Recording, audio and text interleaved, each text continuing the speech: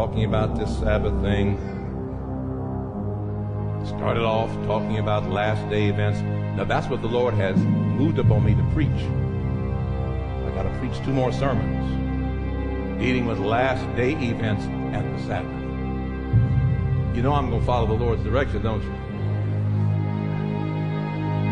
Because you see, this issue, get ready for that statement from the 19th century writer, this issue of the seventh day Sabbath and people trying to monkey with God's Sabbath goes way back. Read what that sister wrote way back there in the 19th century. No, we done. Here we go. Yeah. She sure wrote, I have been burdened in regard to movements that are now in progress for the enforcement of what kind of observance? Now, notice the issue is for enforcement. In other words, if somebody wants to choose to keep the first day, that's up to them. But the concern is folks trying to force people. Let's keep going. Plans of serious import to the people of God. I'll read. Plans of serious import to the people of God are advancing in an underhand manner among the clergymen of various denominations, and the object of this, I was sent an email just this week. 33 congressmen have signed up for a law to enforce Sunday keeping in this country. I'm not making this stuff up here. God are advancing in an underhanded manner among the clergymen of various denominations, and the object of this secret maneuvering is to win popular favor for the enforcement of Sunday sacredness. Now take your mind back to sermon number 3. I taught you in sermon number 3 that every state in this union but 2 already has Sunday enforcement laws. They're on the books. They've never been abrogated or revoked. They're there. They choose not to enforce them. So don't act all surprised. This is nothing new here. But way back in the 19th century, the sister's saying, look, that was written in 1899. They were working at it in 1899. If the people can be led to favor a Sunday law, then the clergy intend to exert the she's writing in 1899, exert their influence to obtain a religious amendment to the Constitution. That's what these 33 congressmen have signed up for. They want an amendment to the Constitution making Sunday a national day of rest. But I just found out God's already got a rest, which He Himself created at the beginning. And He says, my problem is, folks won't get in it.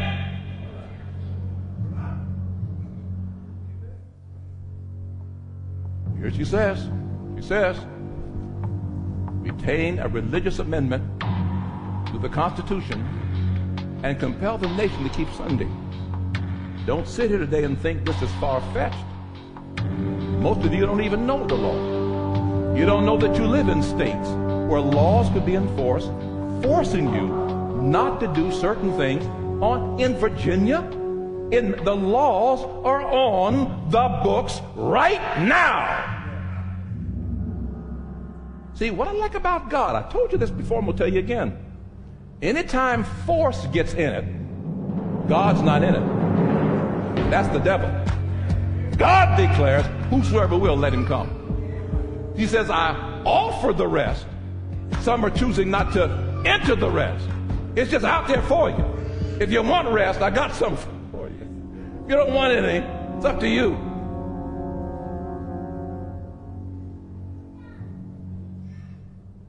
That's why your pastor keeps telling you, anybody who winds up in hell chose to go there.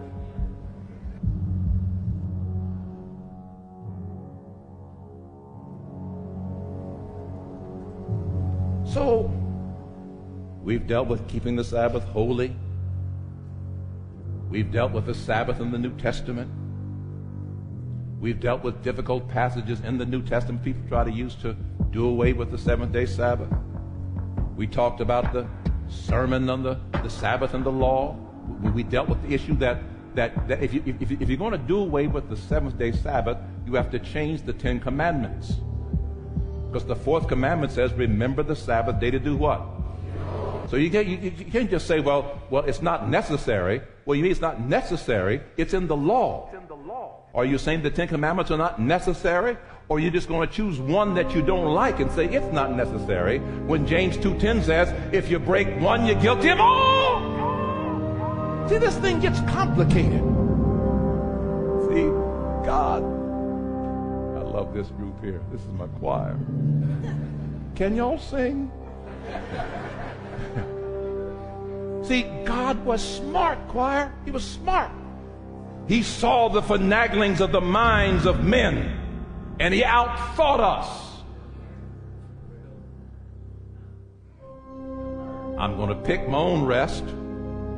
I'm going to put a blessing and a sanctification in it so that no matter how they treat it, it's just good anyhow.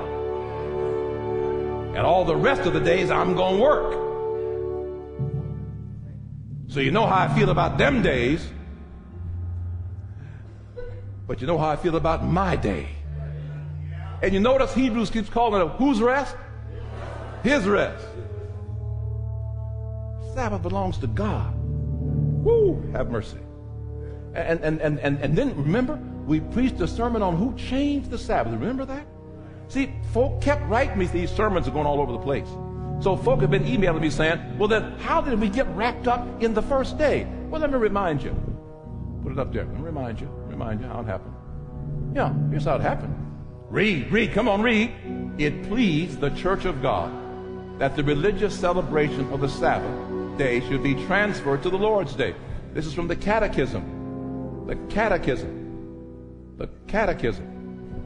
The Catechism of the Council of Trent, by order of Pope Pius V. That's how it got changed. Let's read another statement. This is all history, folks. This is history. It's common stuff.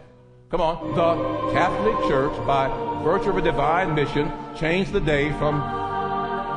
Who wrote that? So I'm making no accusations. See, Daniel 7:25 said somebody would think to change times and laws. Well, one group steps up and says, we did it. We did it. They're not ashamed. They're not ashamed. They believe they had the power to do it. Next statement, next statement, next statement. Yeah, here we go. Read. Is Saturday the seventh day according to the Bible and the Ten Commandments? I answer yes. Who's writing this? Cardinal Gibbons. A prelate in the Catholic Church. Second question. Read. Is Sunday the first day of the week? And did the church change the seventh day Saturday?